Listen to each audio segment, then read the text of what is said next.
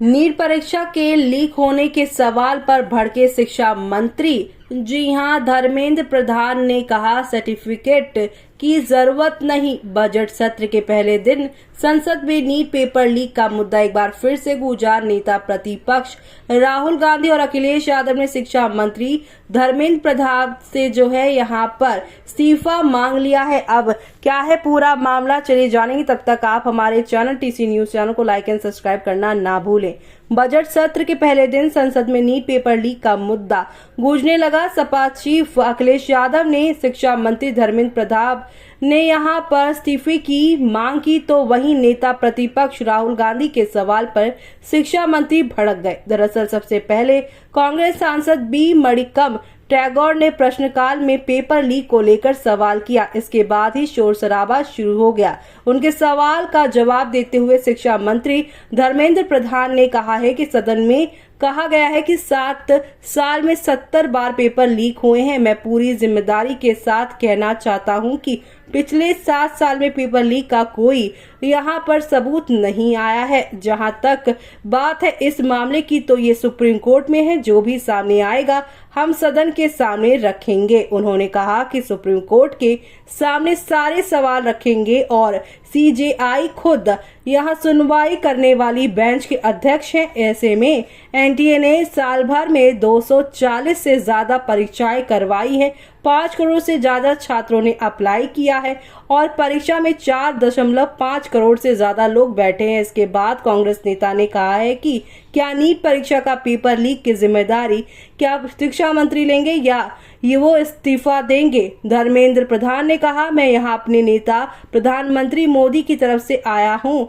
बात जब जिम्मेदारी की आएगी तो हमारी सरकार जरूर लेगी। गड़बड़ी की कुछ जानकारी मिली है, तो वहीं यहाँ पर कहा जा रहा है कि 4700 सेंटर में से केवल एक जगह पर गड़बड़ी का पता चला है। सीबीआई जांच कर रही है। हम लोग कुछ भी छिपा नहीं रहे हैं, सब कुछ लोगों के सामने है। बिहार पुलिस और सीबीआई अपना काम कर रही है। तो वहीं लोकसभा में विपक्ष के नेता राहुल गांधी ने कहा, ये पूरे देश में बहुत आम बात हो गई है कि हमारे परीक्षा सिस्टम में बहुत बड़ी खामी है। ये मामला केवल नीट का ही नहीं बल्कि सभी परीक्षाओं में दिक्कत है। मंत्री जी खुद को छोड़कर बाकी सबको दोषी बता रहे हैं। राहुल गांधी ने कहा, मामला ये है कि इस देश में लाखों छात्र हैं जिन्हें चिंता है कि आखिर हो क्या रहा है। उन्हें पता चल गया है कि भारत में परीक्षा का सिस्टम घटिया है। लाखों लोगों का मानना है कि अगर आप अमीर हैं तो आप परीक्षा सिस्टम को खरीद सकते हैं। पहला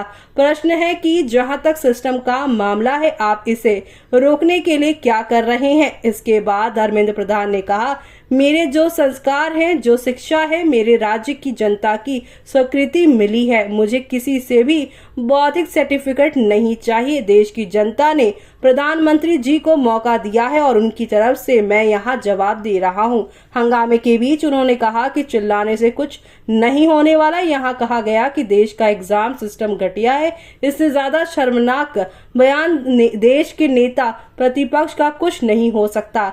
उन्होंने यहाँ पर रिमोट सरकार चलाई है। 2010 में शिक्षा सुधार के लिए 3 बिल आए थे, जिसमें से एक बिल था prohibition of unfair practice bill. हमारी सरकार की हिम्मत है कि हमने बिल लाया और कानून बनाया।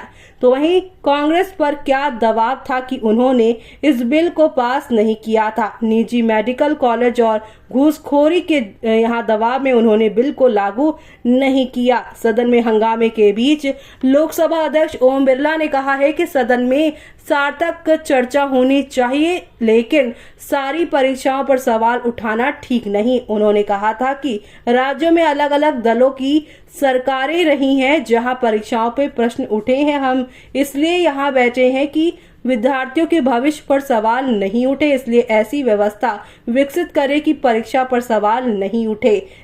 सब सुझाव दें, सरकार भी उत्तम सुझाव को मानेगी। बिरला ने कहा, हम सारी परीक्षाओं पर सवाल उठाएंगे तो उत्तीर्ण होने वाले बच्चों के भविष्य पर, भारत की परीक्षा व्यवस्था पर गंभीर असर होगा, जो सदन के लिए चिंता का विषय होगा। इस पर आपका क्या कहना है, हमें कमेंट बॉक्स में कमेंट करके बताना बिल्कुल ना भूलें।